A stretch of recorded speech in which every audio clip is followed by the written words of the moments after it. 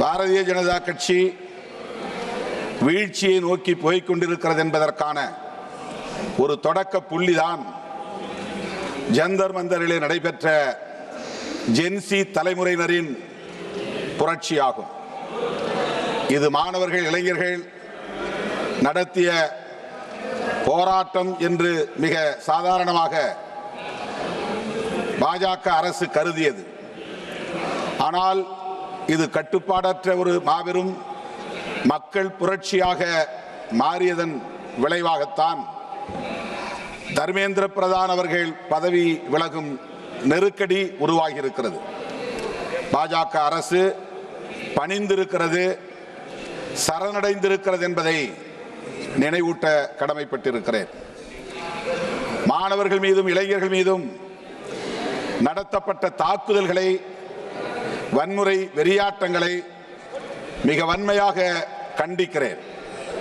அவர்கள் மீது போடப்பட்ட வழக்குகள் அனைத்தையும் திரும்பப் பெற வேண்டும். அவர்களின் அடுத்த கோரிக்கைகளை பரிசீலிக்க வேண்டும், நிறைவேற்ற வேண்டும் என்றும் வலியுறுத்த விரும்புகிறேன். தமிழ்நாடு அரசு நீட் கூடாது என்று சட்டம் இயற்றி குடியரசுத் தலைவரின் ஒப்புதலுக்கு அனுப்பிய நிலையில் அது நிராகரிக்கப்பட்டிருக்கிறது.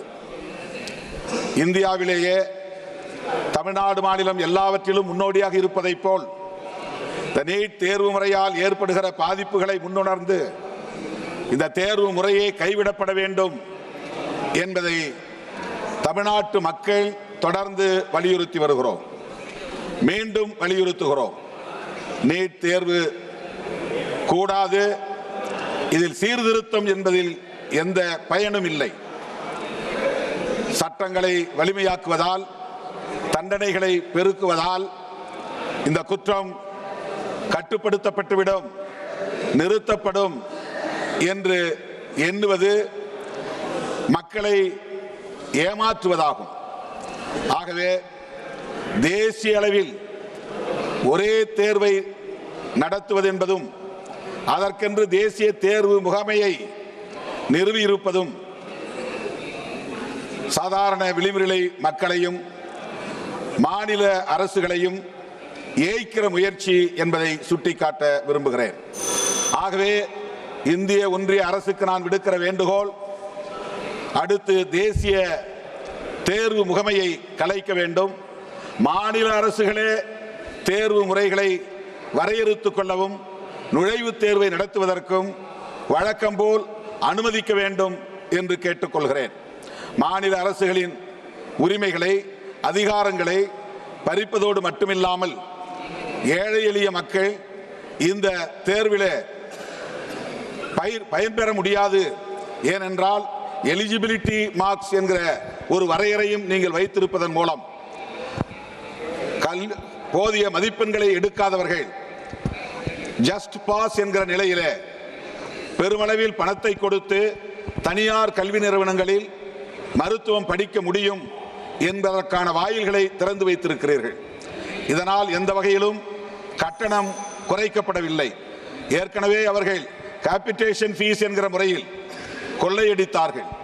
இப்போது நீங்கள் அதை சட்டப்பூர்வமாக்கி அதே தொகையை வசூலிப்பதற்கு அனுமதித்திருக்கிறீர்கள். ஆக எந்த வகையிலும் எந்த பயனும் விளிம்பு நிலை மக்களுக்கு கிடைக்கவில்லை. அரசு கல்வி நிறுவனங்களில் படிக்கிற மாணவர்களும் பயன்பெறவில்லை என்கிற நிலையில் இந்த நீட் தேர்வு முறையை முற்றாக கைவிட வேண்டும் என்று நான் வலியுறுத்துகிறேன். தேசிய அளவில் இந்த தேர்வை நிறுத்துவது என்பதுதான் இதற்கு ஒரே தீர்வு.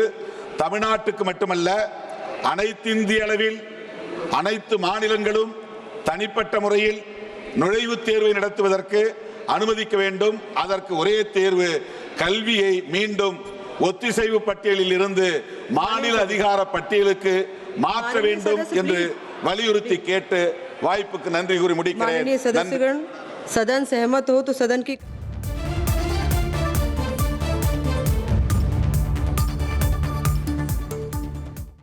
பொதுத் தேர்வு திருத்த சட்ட மசோதா மீதான விவாதத்தில் திருமாவளவன் பேசின காட்சிகளை நாம இப்போ பார்த்தோம். இனி செல்லும் இடமெல்லாம் செய்தி. தந்தி டிவியின் வாட்ஸ்அப் சேனலை ஃபாலோ பண்ணினா செல்லருக்கும் இடமெல்லாம் செய்தி. இதோ QR கோட் இப்பவே ஸ்கேன் பண்ணுங்க, ஃபாலோ பண்ணுங்க.